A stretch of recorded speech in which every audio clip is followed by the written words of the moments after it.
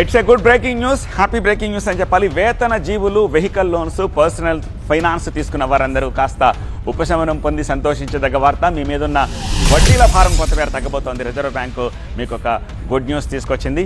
దానికి సంబంధించిన బ్రేకింగ్ ఇది. ఆర్బీఐ వడ్డీ రేట్లను వరుసగా తగ్గిస్తూ వస్తోంది. తాజాగా థర్డ్ టర్మ్ మూడోసారి కీలక వడ్డీ రేట్లను సవరించింది. ఈసారి రెపో రేట్ను ఏకంగా 50 బేసిస్ పాయింట్ల మేర తగ్గించింది. దీనికి సంబంధించి ఆర్బీఐ గవర్నర్ సంజయ్ మల్హోత్రా ప్రకటన జారీ చేశారు.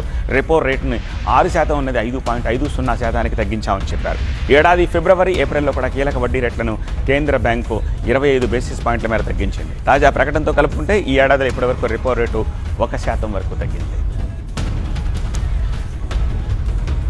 దీనివల్ల మధ్యతరగతి ప్రజలకు మేలు చేకూరనుంది. దీని కారణంగా లోన్లు తక్కువ ధరకే అందనున్నాయి. అలాగే ఈఎంఐల భారం కూడా భారీగా తగ్గబోతోంది. వడ్డీ రేట్ల విషయంలో హ్యాట్రిక్ కొట్టడం, అందులోనూ జంబో కట్ ప్రకటించడం వెనుక రిజర్వ్ బ్యాంక్ ఒక లాజిక్ చెప్తోంది. ఈసారి వర్షపాతం సాధారణ కంటే ఎక్కువగా ఉంటుందని, ఈ లెక్కన ఈసారి వ్యవసాయం పండగానే అంచనాలు వస్తున్నాయి. ఈ లెక్కలను ఆధారంగా చేసుకుని రిజర్వ్ బ్యాంక్ అంచనాలను మించిన నిర్ణయం తీసుకుంది. వ్యవసాయోత్పత్తి పెరిగినప్పుడు ధరలు తగ్గుతాయి, ధరలు తగ్గినప్పుడు జనంపై భారం కూడా ఆటోమేటిక్గా తగ్గుతుంది. అందుకే ద్రవ్యోల్బణం 4% ఉండవచ్చని అంచనా వేసింది. ఇప్పటి లెక్క ప్రకారం ద్రవ్యోల్బణం 3.7% తగ్గుతుందని రిజర్వ్ బ్యాంక్ చెప్తోంది.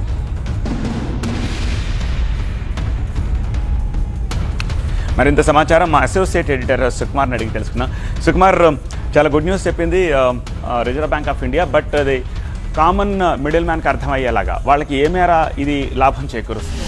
సత్య, దాదాపు 2020 నుండి ఇప్పటి వరకు, అంటే 2024 డిసెంబర్ వరకు కూడా కంటిన్యూస్గా వడ్డీ రేట్లు పెంచడం లేకపోతే స్థిరంగా ఉంచడం మాత్రమే ఆర్బీఐ చేస్తూ వచ్చింది. కానీ అనూహ్యంగా ఈ సంవత్సరం కొత్త ఆర్బీఐ గవర్నర్ వచ్చిన తర్వాత ఫిబ్రవరిలో ఒకసారి, ఏప్రిల్లో ఒకసారి 25 బేసిస్ పాయింట్స్ తగ్గించడం, ఇప్పుడు ఈరోజు అనూహ్యంగా దాదాపు 50 బేసిస్ పాయింట్స్ తగ్గించడం వెనుక కనుక మనం చూస్తే ఒకవైపు లిక్విడిటీ కావచ్చు, ఇవన్నీ కూడా ఈజ్ చేయడానికి, ఇన్ఫ్లేషన్ పెరగకుండా ఉండడానికి ఆర్బీఐ నిర్ణయం తీసుకుంది అనేది మాత్రం చాలా స్పష్టంగా తెలుస్తుంది. ఇదే కాకుండా ఒక కామన్ మ్యాన్ యాంగిల్లో కనుక చూస్తే ఎక్కువగా ఫస్ట్ కొనాలి అనుకునేది గృహాలు. సో గృహ రుణాల వడ్డీ కూడా దాదాపు ఆల్రెడీ మనకి 8% దగ్గర ఉంది. ఇది దాదాపు 7.5%, అంటే 7.5% తగ్గే అవకాశాలు చాలా క్లియర్గా కనిపిస్తున్నాయి. దీనివల్ల పిఎస్యూ బ్యాంక్స్ మనకి ఇమీడియట్గా తగ్గిస్తాయి, కానీ ప్రైవేట్ బ్యాంక్స్ కొద్దిగా టైం తీసుకునే అవకాశం ఉంటుంది. మరోవైపు అటు వాహన రుణాలు కావచ్చు, లేకపోతే పర్సనల్ లోన్స్, సగటు వేతనజీవి ఎక్కువగా తీసుకునే పర్సనల్ లోన్స్ కావచ్చు, ఇవన్నీ కూడా ఇప్పటికే 10%, అంటే డబుల్ డిజిట్ ఏదైతే వడ్డీ చెల్లిస్తున్నారో ఇవన్నీ కూడా సింగిల్ డిజిట్కి వచ్చే అవకాశాలు మనకు చాలా క్లియర్ కనిపిస్తున్నాయి.